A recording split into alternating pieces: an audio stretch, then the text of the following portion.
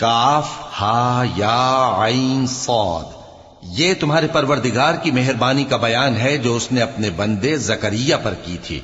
جب انہوں نے اپنے پروردگار کو دبی آواز سے پکارا اور کہا کہ اے میرے پروردگار، میری ہڈیاں بڑھاپے کے سبب کمزور ہو گئی ہیں اور سر سفید بالوں کی وجہ سے چمکنے لگا ہے، اور اے میرے پروردگار، میں تجھ سے مانگ کر کبھی محروم نہیں رہا، اور میں اپنے بعد اپنے بھائی بندوں سے ڈرتا ہوں، اور میری بیوی بانجھ ہے، پھر بھی مجھے اپنے پاس سے ایک وارث عطا فرما جو میری اور اولاد یعقوب کی میراث کا مالک ہو، اور اے میرے پروردگار اس کو خوش اخلاق بنائیو۔ فرمایا اے زکریا،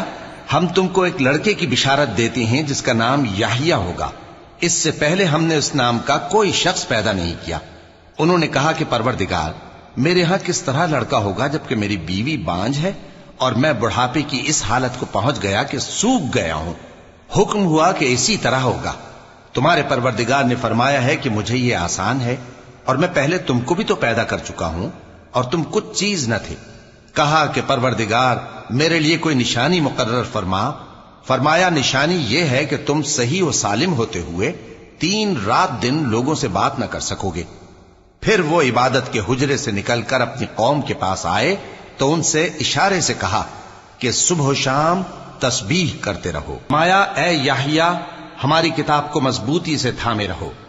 اور ہم نے ان کو لڑکپن ہی میں دانائی عطا فرمائی تھی اور اپنے پاس سے شفقت اور پاکیزگی دی تھی، اور وہ پرہیزگار تھے، اور وہ اپنے ماں باپ کے ساتھ نیکی کرنے والے تھے اور سرکش اور نافرمان نہیں تھے۔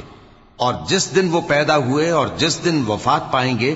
اور جس دن زندہ کر کے اٹھائے جائیں گے، ان پر سلام ہے۔